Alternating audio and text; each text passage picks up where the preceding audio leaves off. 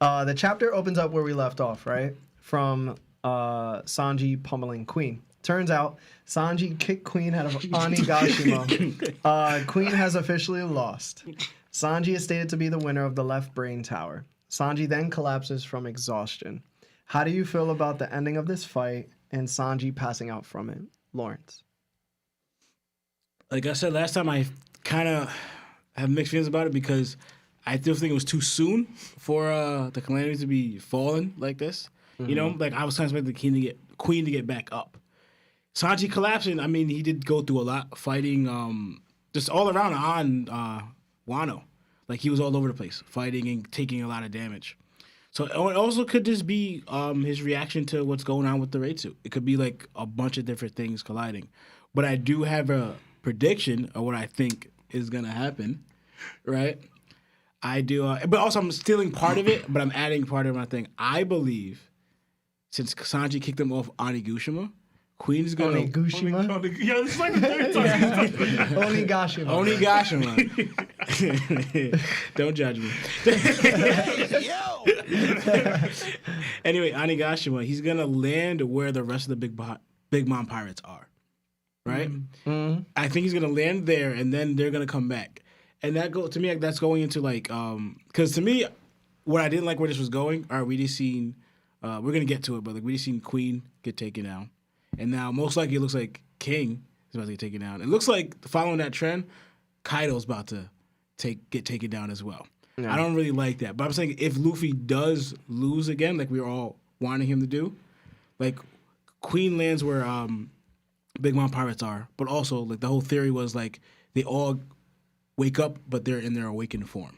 You know? So that's kind of like what I'm playing to. He falls where the Big Mom pirates are, and in his awakened form leads them up to Wano. Mm. So then now they have to deal with all the awakened Zohans and the Big Mom pirates. Okay. Yeah. What about you, Lai? I mean, yeah, pretty much what Lawrence was saying. Because, like, when, you know, Morg has that theory that all of them are going to be awakened. And, like, when I heard that, I'm like, definitely. Because we've been waiting about awakenings for, like, how long? Like in Epo Down. So how many chapters that Oda put awakening in our heads? For instance, we didn't even think of awakening at all towards other devil fruits. We kind of probably just associated it with Zohans. Then we started thinking, then when Doflamingo brought awakening, we're like, oh snap, but we didn't connect it to, like, no, it's awakening for all devil fruits, like not just Zohans. Mm-hmm. So because again, Doflamingo's not the first person who brought up awakening. It already was mentioned in Empo Down. Mm-hmm. So that's what we're waiting for, like, you know, the awakened Zohans for the Beast Pirates. But also I may have a reason for that. Me and Sebastian talked about it. The reasons why possibly they may not be awakened, unfortunately, depends on how long they have their fruits. Because I was talking to Sebastian, like, if you realize, look at all the people who had awakenings, Doflamingo, Kaiteri, Law. The only one I'm not sure of is Kid. They all had it when they were at least when they were kids, maybe a decade or more. Law had it when he got it as a kid. He's 26 now. He was like, maybe got it when he was 13 years ago. Luffy got it like 12 years ago. Kaiteri got it when he was 5. So like, and he's like 48 now. Doflamingo got his devil fruit when he was a kid. So it shows like there's a trend and it shows a difference. Doflamingo and Kaiteri, they don't have stamina fatigue after using awakening. They could just spam their awakening. While Law and Kid have like there's limits to what they could do because they're awakening because they didn't have it as long as Doflamingo and Kaiteri had it. So the only thing is we don't know how long King, Queen, and them have their fruits. Like we seen when we had the flashback of King and Kaido, it looks like I'm not saying that's the reason, but it looks like King didn't have his fruit yet. Mm-hmm. So we don't know what time point King gets his fruit. So that's the only reason that I explained that if they don't awaken, that might be the reason. Like Bash even said, like when he mentioned Page 1 and Uti, I asked him like why you don't think they're awakened. He should have said because they didn't have their fruits long enough. And that's the big thing. Like we don't think anybody's gonna do awakening because you had your fruit for like a year while people had it for decades and you're putting out awakening. The only one I would give would be Blackbeard, but I'm not gonna. That's a totally different conversation. But yeah. Okay. What about you, Seb? I really wanted Queen to get back up. I pleaded for that in the episode we did last week. Like, I really just hope Queen gets up because I want him to live up to his name. You know what I mean? In a fight that he's fighting a one-on-one in. Like, he used the plague and science and stuff, like the ice oni stuff, to mess with the live floor. I wanted him to use that kind of stuff in a fight where you're fighting tooth and nail with somebody like Sanji. And I thought we were in a perfect place to get that, where Sanji was pummeling him, and it's like, okay, now it's my turn to, like, set back, like, to take the upper hand again, and maybe do something underhanded or whatever. Like, I wanted that. That's typically what you see in a Sanji fight. We didn't see that, so I was a little disappointed in that. But I was super hyped to see him kick Queen off Onigashima. I did not expect that. That was like, holy crap. Like, he really defeated Queen. Like, you know what I mean? Like, it was a surreal moment. Because it's been years. It's been years since Sanji had a legit one-on-one where he won. Yeah. So, like, to see him kick Queen, who's a calamity, who's been in the game for decades, 1.3 billion, like, it's actually crazy to see that. So it was a shock. I did enjoy the chapter in that light, even just the Sanji part, because they brought Chuji back in and the girl, and Sanji had his cool, like, damsel in distress moment where he wasn't perving out over her. Like, he had that cool stand, like, where he was standing there after he sent Queen flying.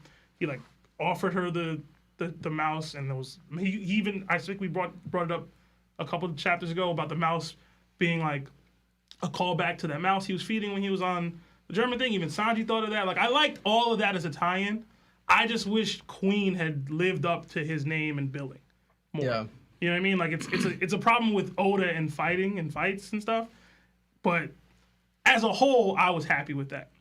So, in regards to the Morge theory and people talking about the Zoan's awakening, I would absolutely love for them to awaken and wake up, for them to be more, fighting to go on between them. But we got the narration block, man. Like, we got it. It said Sanji won. Like, if that didn't happen, maybe, but that happened. Like, that's pretty much it. Like, when have we gotten that and then we got up again? Yeah. It could be Oda playing into that, but it's probably a dub. Yeah, I'm gonna be straight up, yo. I did not like it. I didn't like it for multiple reasons, and it's because these are like, this is an experienced pirate crew. Like, these guys are, like, renowned to be, like, strong, and, like, they're one of 4 out of the 4 Emperor, like, crews that are supposed to go extra hard. His bounty is higher. Like, they don't have. It's like, you know how Paramecias and Logias have these workarounds to being strong? They're just not naturally strong. Like, they have to become strong. Where, like, Logias are, like, defensively and offensively. Like, they're strong, but the ability itself is just so freaking rare. There's only 12 of them. You know what I'm saying? It's like, Zoans are supposed to be, like, the most durable people in the entirety of the show. And it's like, if we're this late in a game and it's post-time skip, and I see Queen not taking the fight seriously, and, like, he's basically playing around, and he gets not one-shotted, but, like, in a flurry of shots, he gets one-shotted. And, like, he doesn't get back up. What are we doing, bro? Like, what are we doing? Like, let's be real. Like, we talking about an Emperor crew who has a crew full of Zoans, and your top 3 are Zoan users, but they're not regular Zoans. They're legendary Zoans. So they're a tier above regular Zoans. Mm-hmm. And you're telling me they can't awaken? I seen pre-time skip. They were awakened. I get the whole thing about them not having their devil fruits or whatever. But if there's anybody that could bypass that one rule, it is Queen. It should be Queen. Because he can alter his being. So if not, even if that is to make up for his inability to awaken, like, I expect Queen to do that. Like, I'm sorry that Sanji has to have his cool moment because he's been so bad for this entire arc. But it's just overall, I think this needed more time. And I get it. Oda at this point is just storyboarding. Like, me and Seb talked about it before. He's storyboarding. He's literally drawing pages, and he's letting the anime, work it out. At this point, for me. So, I'm not happy about it, bro. But 2 things that did appear to me. It did appear to me that I think Sanji is officially altered by Lunarian DNA, for sure. Just based on, like, us seeing King right now and his abilities. And I think to myself, where did the other brothers, if that's true, get their lineage factors from? Because now I'm interested in, like, Did Niji get his lineage factors from like minks? Because he's able to produce electricity. I don't know where Ichiji would get his from, but it's like it's making me question that now. Like there must be another race for Ichiji. And then the next one is to prove, you know, the lineage factor might be a thing that Sanji has. It's because of what Caesar was able to do with the fruits and Zoans. So we know that the lineage factors only work with 2 different DNAs. It doesn't work with like paramecia fruits. That's why Caesar wasn't able to copy it. It doesn't work with like Logia fruits either. That's why he wasn't able to do it. So he just been able to do Zoans because it's easier to take giraffe DNA and put it into a human. Yeah. So That sounds so ridiculous, but all right. So to go